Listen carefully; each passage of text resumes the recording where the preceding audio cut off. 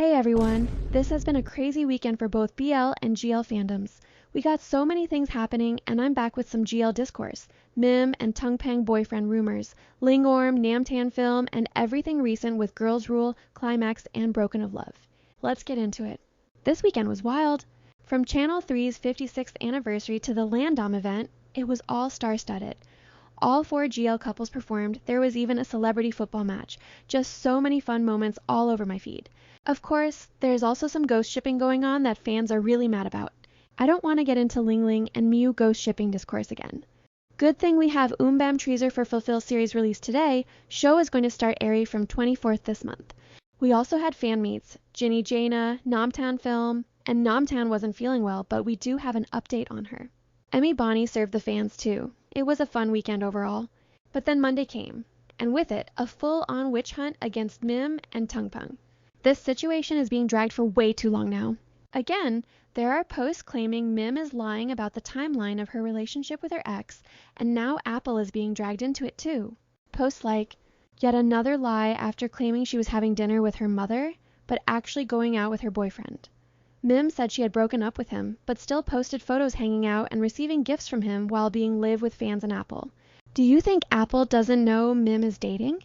She even went with Mim to support her boyfriend's concert and teased her while she was filming his music video. Therefore, Apple's affection and protectiveness toward Mim are just to protect the GL couple.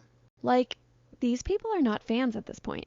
They're now saying that Pete Tick, the CEO, mentioned in a live that Mim broke up with her ex last year in February before signing her official contract. But fans are arguing that this is a lie, that everyone is lying. Mim, Pete Tick, and even Apple. They're bringing up things like her Japan trip in June and connecting random dots. I don't know how or from where fans dig all this up. There's no proper source to verify any of it, unless you choose to trust the actresses themselves. And I'm choosing to do that. I encourage you guys to do the same. If she's straight, I'm okay with that. There are plenty of straight actors in both BL and GL industries. I'm so tired of this sexuality policing in fandoms. And if Apple knew about her boyfriend, that's also fine. Why are people acting like Apple betrayed them just because she's queer? And this whole time, Mim allegedly had boyfriend according to them.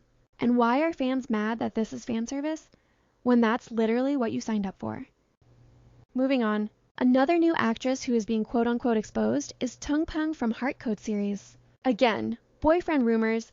Fans found a bunch of pictures taken at the same location and posted around the same time. Don't have a boyfriend? I have a girlfriend. Tongpang apparently said it. I start to feel scared whenever GL actors make such bold statements. In March 2026, they were still horse riding together. You can see the guy reflected in Tungpang's sunglasses. Like, congratulations, Sherlock, y'all working overtime zooming into sunglasses reflections now? She claimed she doesn't have a boyfriend but a girlfriend while doing fan service with her partner. Traveled with this guy to Shanghai and Taiwan together and shared wardrobe. Do you think it's awful? I don't think it's awful. This is the same pattern again. Really, these people have such a problem with actresses having a boyfriend, and it's a deal breaker for them. They try to cancel them and bring up boyfriend rumors every other week. At this point, some of y'all should consider applying for the FBI because the level of investigation over someone's personal life is insane. They should simply stop consuming their work. Simple as that. If it bothers them so much, don't watch GLs if you can't accept straight actresses playing in GL. As for Tongpang, her company released a statement saying the rumored boyfriend in question is her cousin, and the pictures are from a family trip. And after all that digging, turns out it's her cousin. Imagine doing a full investigation just to embarrass yourself publicly. I hope now these spies can sleep in peace after their nonsense is exposed. The desperate need that some fans have for GL actresses to define their relationships with co-stars is getting out of hand. Why are some people mad at what Orm said at a recent event when she was asked about her relationship? She said, anything is fine. Whether our relationship is clearly defined or not, I'm okay with it either way. I'm not someone who needs to have things tied down. Some understood what she meant, some not so much, and now they're saying things like, why does Orm like to play with ambiguous words that sometimes don't match her behavior in reality? First of all, ambiguous? Or are y'all just not getting the answer you wanted to hear? Of course, there are all kinds of responses. Some are saying she's straight, some think Lingorm don't want to label their relationship, some are calling it private but not secret, and some are even saying it's a situationship. Some think Slingling is straight and there is no relationship at all. The way y'all are writing full relationship analyses over one sentence is actually crazy. I think we're thinking way too much into this. She's young, and she's in an industry where her private life is constantly under speculation. This is probably just her way of avoiding labels like girlfriends that fans love to put on them. We have Namtan. She's a big part of the discussion among the Girl Rules fandom right now, and also because of some things that happened recently. First, she went on live and defended her manager peeing. Fans had some complaints. Namtan, in her live, defended her manager and tried to explain that sometimes international fans don't fully get it because of language barriers and also cultural differences. Thai people interact differently. She said that in her manager's case, when they joke around or play with each other, it can come off as aggressive, but it's actually just them having fun. There's nothing for fans to worry about. She also asked fans to stop making a big deal out of it and sending DMs scolding her manager. She explained that they're like sisters, and while the team does its job professionally, when you work with the same people for a long time, you naturally build friendships as well. Another thing that happened was during their Hong Kong fan meet. She was already unwell and apparently fell off the stage earlier in the event. They had to pause everything during the event, and both her manager and film made sure she was okay before Cixi came back on stage. And she still pushed through the entire event professionally. Namtan also talked about all of this in last night's live with the Girl Rule cast. She said, "No need to worry. Everyone was worried because I have low blood pressure. This is what happened.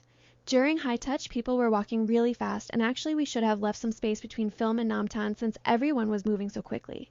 The stage lights were shining right at us, and when people walked past, it was like flashes going straight into our eyes. And I'm someone who's had an accident involving my eye before. I have unequal pupil sizes. Listen to me yap for a bit, but it's true. My pupils dilate unevenly. One side feels much brighter, and the other side sees colors differently. I'll go get my eyes checked later because I've been feeling dizzy quite often lately. I think I've been getting enough sleep and drinking enough water, so I don't know why I still feel dizzy." So they were worried that I might have hit my head and that it made me feel like vomiting. Because if your head hits the floor and you vomit, it can mean something might have happened to your brain. That's why they were concerned about me. So I'm sorry to everyone for making you wait and worry. And yeah, that's my story about falling off the stage. Good to hear she's doing fine and that she didn't hit her head. Another part of the discussion is from Girls Rule episode 5. Before getting into the discourse around it, I want to say I really enjoyed this episode. It was fun, but equally intense, and more intense is the conversation around it. Bambi and Prim getting back together, and now that we saw the breakup scene, it's clear they actually did break up before Bambi ghosted her. I thought Bambi just disappeared without properly ending things, but the flashback shows there was a breakup. It just wasn't clean or emotionally resolved at all.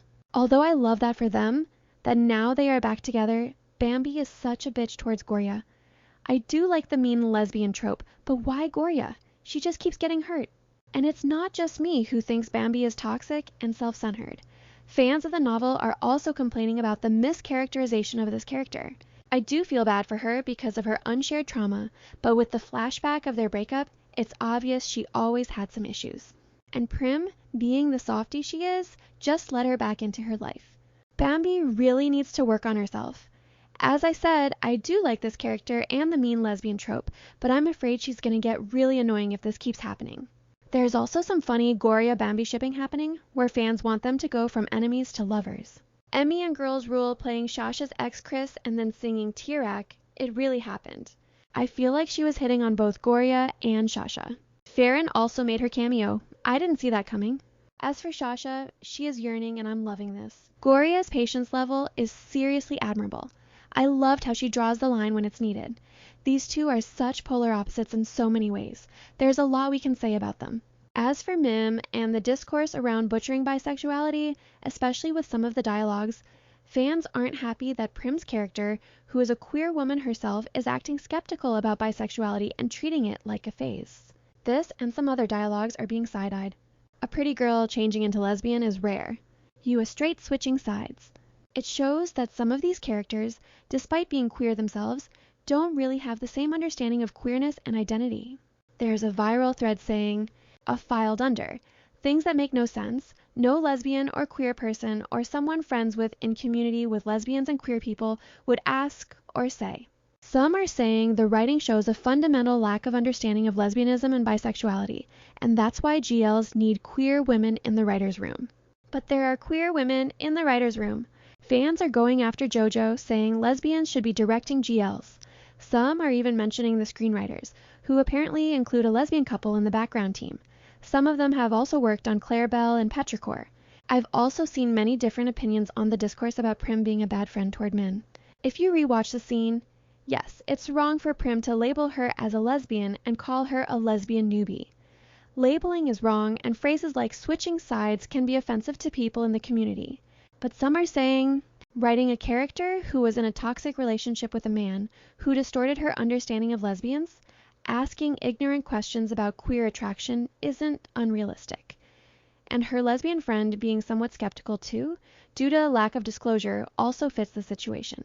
Others are saying we're losing the situational context of that transition.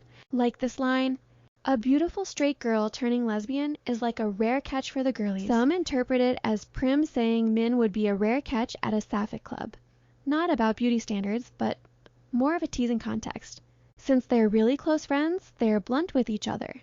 The scene was Namtan teasing Min about Preo and also hinting that Preo might develop real feelings, not just treat it as an experiment. That's basically the whole discourse, multiple interpretations of the same dialogues.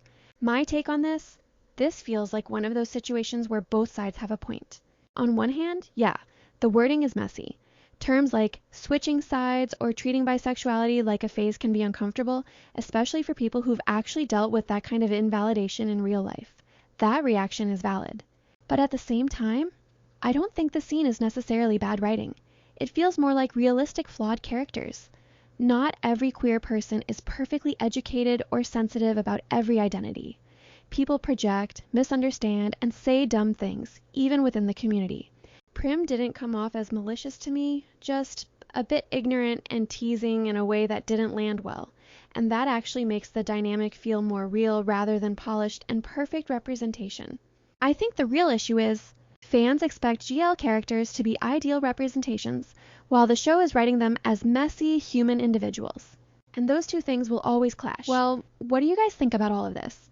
There is another show that I watched, Climaxx, the Korean show that I mentioned last week. This show had some crazy twists and turns. First, it's been confirmed that Sangha has no romantic feelings towards her husband or the male lead. They said it in an interview, and episode 7 pretty much confirmed that as well. This show is getting really fascinating. All the characters are literally morally gray. You keep questioning their true intentions and feelings for each other. I'm still questioning. Did Sangha really use and manipulate Jongwon? Now they're both going to play co-stars. I'm really excited for today's episode. This show came out of nowhere with lesbian tension and subplots. The preview is giving Killing Eve vibes. Some of you asked me if I'm watching Broken of Love. I absolutely am. I'm in love with the show. Faye and Fable Entertainment really outdid themselves with everything, from casting to cinematography. It genuinely feels like watching a movie. The writing is good, and I like the pacing. But only 2 episodes are out, and Arisa already wants to marry Lelin. Adam is delivering. She can really act. You can really see the passion Faye has put into this show. Everything feels so fresh and nothing like what we've seen in GLs before. We're avoiding many typical GL tropes so far. As I said before, this is another GL with morally gray characters. Arisa is clearly using Leyland, and right now I'm not really rooting for her character. But I'm definitely enjoying BOL. That's all I have for today. Thanks for watching. See you guys in the next one.